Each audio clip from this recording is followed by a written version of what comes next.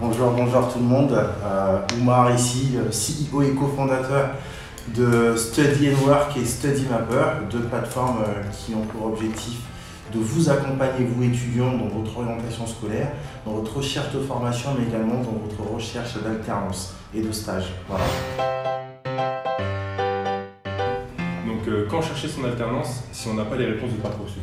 Le plus tôt on commence, plus on va se donner les chances de décrocher assez rapidement son alternance. Sachant que de manière générale, les entreprises commencent leur campagne de recrutement donc à partir de mi-avril jusqu'à la fin de l'été. Et il y a des entreprises qui recrutent parfois jusqu'au mois de décembre. Voilà. Comment se démarquer des autres personnes en entretien? Dans la grande majorité des cas, les entreprises savent bien qu'en recrutant un alternant, ils vont recruter une personne qu'ils vont potentiellement former pendant l'année afin de pouvoir justement aspirer à un poste plus tard en CDI dans l'entreprise.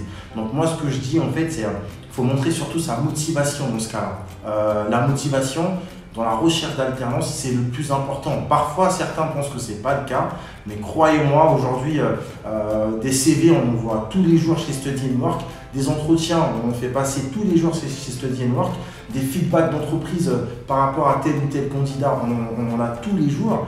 Et ce qui revient le plus, c'est vraiment la motivation d'apprendre, la motivation de s'instruire et la motivation d'apporter son meilleur aussi à l'entreprise qui nous donne cette chance de nous prendre en alternance. Voilà. Et d'ailleurs, Omar, est-ce que tu peux nous présenter un peu Study & Work? Study & Work, alors premièrement, en fait, on est parti du constat suivant. En France, aujourd'hui, il y a de plus en plus d'étudiants qui aspirent à faire leur parcours scolaire en alternance. Pour vous donner une idée, en 2010, il y avait environ 250 000 étudiants du CAP au Bac+5 qui avaient opté de faire leurs études en alternance. Aujourd'hui, en 2020, il y a environ plus de 500 000 étudiants qui font leur parcours en alternance. Il y a un vrai besoin aujourd'hui non seulement d'évangéliser les entreprises d'un côté, justement pour essayer de démocratiser le recrutement d'un alternant, et de l'autre côté, d'accompagner les étudiants dans la conception de CV, dans le positionnement sur leur recherche d'alternance, etc. Donc notre mission au quotidien, au travers de Study & Work, c'est de connecter en un clic les étudiants qui sont en recherche d'alternance et de stage avec les entreprises qui souhaitent recruter des alternants et des stagiaires. Il y a un étudiant qui nous dit si on a choisi des formations dans des secteurs d'activité différents, par exemple BTS Banque, Assurance, BTS GPME, on est amené à chercher dans des entreprises dans différents domaines, différents postes, tout ça. Et il demande s'il doit privilégier son premier choix ou s'il doit un peu essayer de demander à droite, à gauche, enfin dans tous les domaines qu'il a demandé. Ou alors plutôt se spécialiser sur un seul. Aujourd'hui, avec le nouveau système en tout cas de Parcoursup, certes on a un premier choix, deuxième choix, troisième choix, mais c'est des choix au même niveau. Si demain j'ai fait un premier choix en BTS GPME et que mon deuxième choix c'est en BTS, je sais pas, SAM, et que voilà, mon alternance, je l'ai plutôt trouvé en BTS SAM, moi je dirais fonce en BTS SAM. Et de toutes les manières, il faut savoir que sur les premières années des études supérieures, sur du Bac+1, Bac+2, on est généralement sur du tronc commun, donc on ne se ferme pas la porte. C'est pas parce qu'on fait un BTS SAM que demain on ne pourra pas se réorienter et aller plutôt vers des formations en gestion d'entreprise plus tard en Bac+3, Bac+4, Bac+5.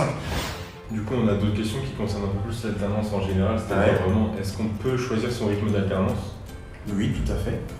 En s'orientant, aujourd'hui sur Study Mapper notamment, quand on vient sur la plateforme, on a les informations sur les rythmes d'alternance de chaque école, des formations. Donc oui, effectivement, on peut choisir son rythme d'alternance. Voilà.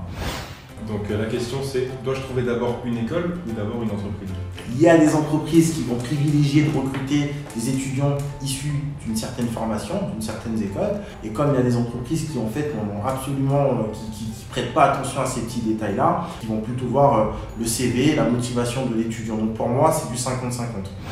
Là, il y a une autre question qui nous a été posée, c'est quelle est la bonne période pour trouver une alternance ou un stage? Premièrement, les périodes, en tout cas si on parle de mois, etc., le plus tôt on commence, le mieux c'est. Donc comme je vous ai dit, généralement les campagnes d'alternance pour les entreprises commencent à partir de mi-avril. Pour moi, les meilleurs moments pour postuler, en tout cas si on prend les jours de la semaine, c'est dès lundi, mardi, mercredi, jeudi. Et si on veut contacter de manière proactive les entreprises, je vais plutôt appeler dans l'après-midi à partir de 16-17 h en prenant mon numéro de téléphone.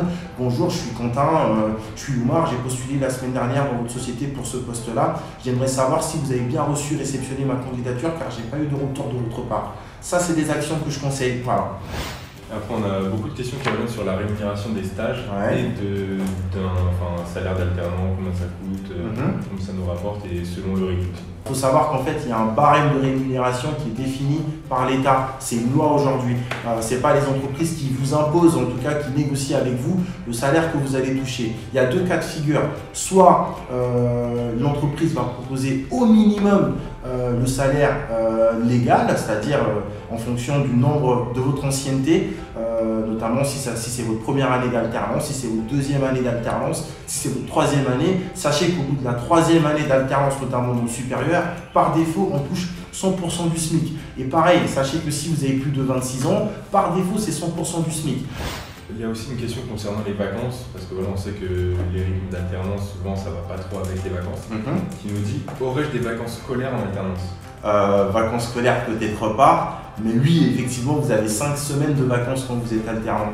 Sachez qu'en tout cas, quand on est alternant, on est un salarié à part entière avec un contrat qui s'appelle un contrat en alternance. Soit c'est un contrat d'apprentissage, soit c'est un contrat de professionnalisation. Mais dans les deux cas, on est considéré comme salarié de la société avec, pour une année, travailler dans une société, donc les 5 semaines de vacances, comme on voit tous les employés, voilà, tous les salariés. Après, il y a aussi beaucoup de questions qui sont revenues sur comment faire un CV. Là, par exemple, il y a une question qui nous dit, est-ce que je dois mettre une photo sur mon CV? Moi, je suis partisan du oui, de ceux qui conseillent fortement de mettre une photo sur un CV, tout simplement pourquoi ça humanise. Je sais qu'effectivement le contre-argument c'est oui, c'est discriminant, etc. Mais par votre nom-prénom, je suis désolé, par votre nom-prénom, je suis en capacité de savoir de quelle origine ou etc.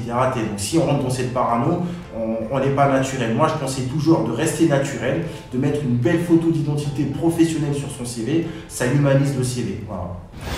Est-ce que je dois mettre les expériences de job d'été sur mon CV? Faut tout mettre. Alors, honnêtement, faut tout mettre. Il n'y a pas de saut métier. Quand je lis un CV en tant que recruteur, je vais essayer d'aller voir les différentes expériences associatives, professionnelles, telles qu'elles soient, qui vont potentiellement servir la personne dans le cadre de cette embauche, dans le cadre de ce poste-là. Si j'ai fait des cours où j'étais avec des enfants, c'était le BAFA que j'ai accompagné des enfants en colonie de vacances, les enfants, il faut les gérer, ça montre une certaine responsabilité. N'hésitez pas en tout cas à bien expliquer toutes vos expériences. Il n'y a pas de ce métier, il faut tout mettre pour moi sur un CV. Voilà. Et aussi, je me demandais, beaucoup d'étudiants se demandent si on a trop d'expérience. Est-ce qu'on enlève d'abord celles qui sont plus vieilles ou celles qui sont moins importantes? Par exemple, les jobs d'été, ou si on enlève celles d'il y a 5 ans, 6 ans, tout ça. Moi, je dis plus on se professionnalise, parce que plus on a d'expérience, ça veut dire plus on est professionnel. On a beaucoup travaillé.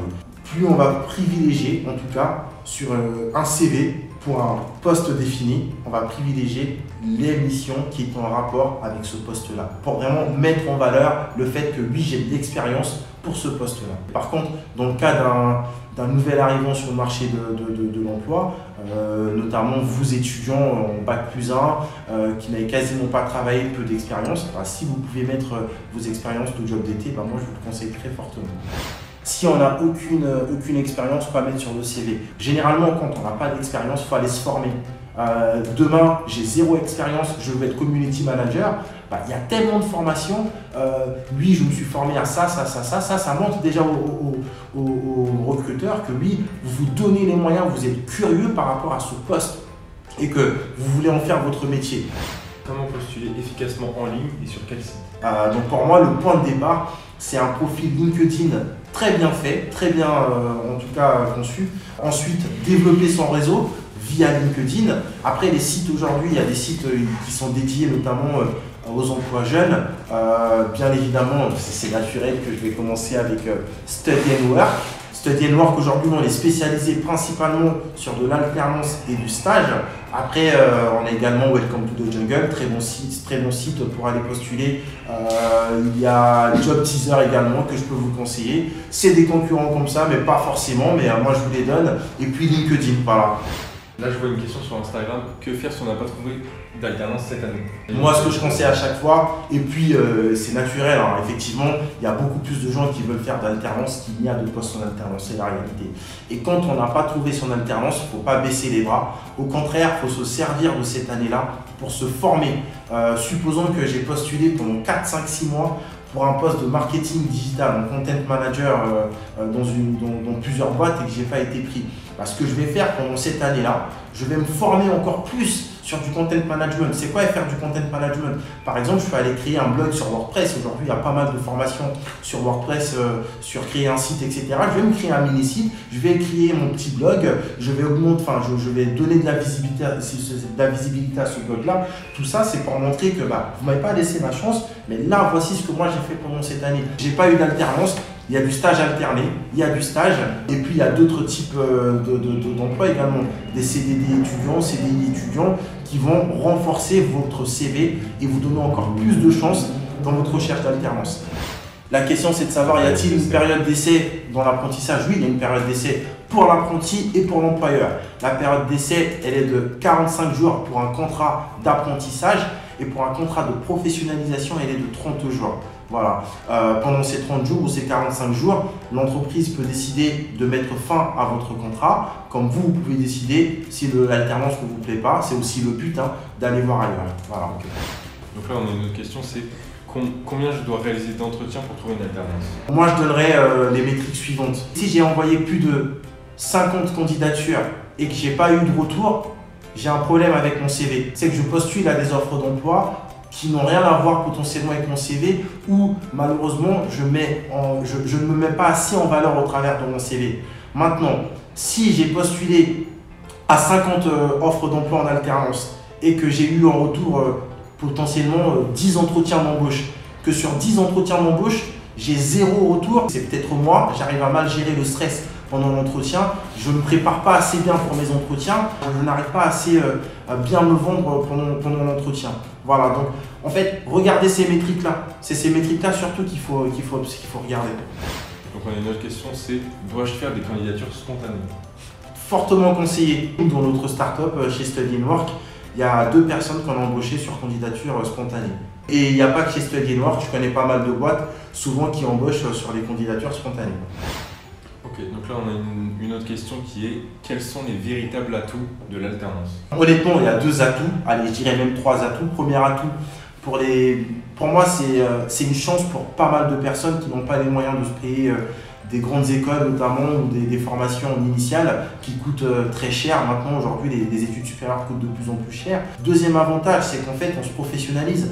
Aujourd'hui, ce qui ressort assez souvent, quand on a un bac plus 3, un bac plus 4 et qu'on n'a pas d'expérience, oui, mais vous n'avez pas d'expérience. Oui, mais vous n'avez pas d'expérience. Mais bien évidemment, la personne est en initiale pendant tout ce temps-là. Donc oui, au travers de l'alternance, en fait, on se donne quasiment 1000% de chance d'être inséré professionnellement assez rapidement après l'obtention de notre diplôme. Et enfin, troisième avantage, non seulement ça nous permet de bien s'orienter professionnellement, de savoir est-ce que j'ai de l'appétence pour ce secteur d'activité. Finalement, on peut se rendre compte que ce secteur n'est pas fait pour moi, ce métier n'est pas fait pour moi, donc je vais plutôt aller vers autre chose. Donc ça permet vraiment de peaufiner son parcours professionnel et ce qu'on veut faire plus tard. Voilà. Et on a une question de Shanas qui nous dit comment gérer le stress pendant l'entretien? Ma théorie, c'est que si je suis stressé pendant un entretien, c'est que je ne suis pas bien préparé. Donc pour moi, le stress, on ne le gère pas pendant l'entretien, on le gère avant l'entretien.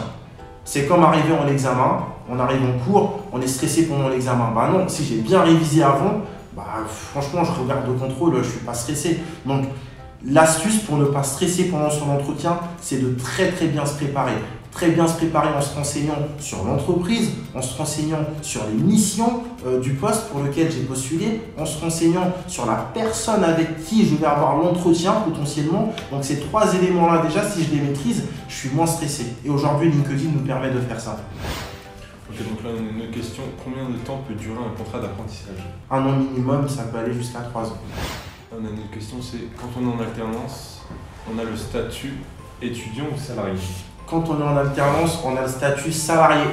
Vous avez la mutuelle de l'entreprise, vous avez les avantages de l'entreprise, etc. Il n'y a pas de traitement, il n'y a pas de différence, quoi. Donc là, une autre question qui vient d'apparaître. Quelle est la différence entre un contrat de professionnalisation et d'apprentissage? Pour l'entreprise, il y a plusieurs différences parce que le contrat de professionnalisation coûte plus cher que le contrat d'apprentissage. C'est une question de charge sociale, salariale et patronale pour l'entreprise.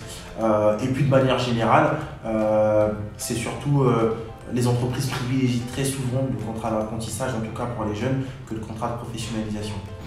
Donc là, je viens de voir une autre question aussi très intéressante.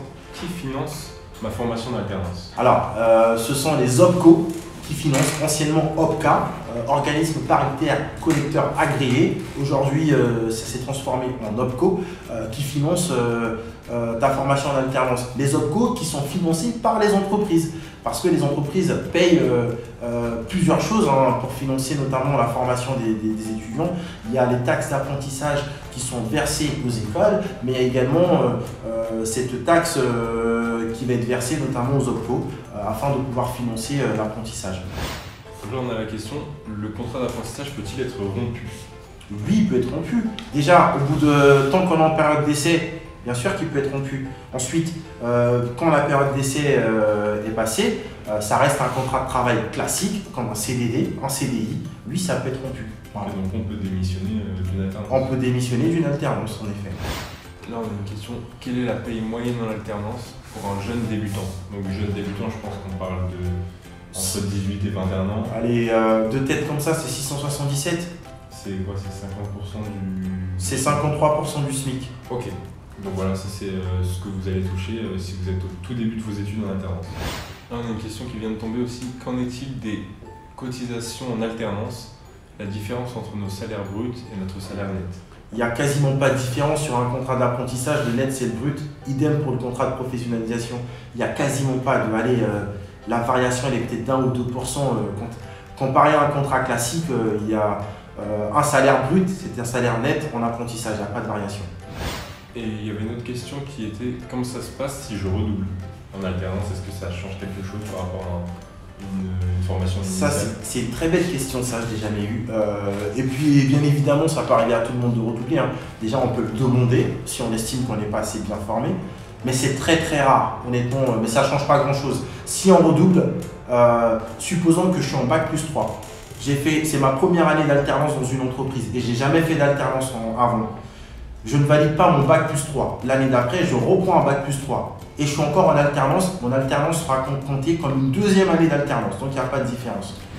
Écoutez, mot de la fin, en tout cas, n'hésitez pas à consulter nos deux plateformes, Study & Work et Study Mapper, notamment nos différents blogs. Il y a beaucoup de ressources pédagogiques pour vous accompagner sur votre recherche d'alternance, de stage, mais également dans votre orientation scolaire, dans vos recherches de formation. Et puis les équipes de Study & Work sur les réseaux sociaux, sur LinkedIn, Instagram, TikTok sont là à vos dispositions pour répondre à toutes vos questions.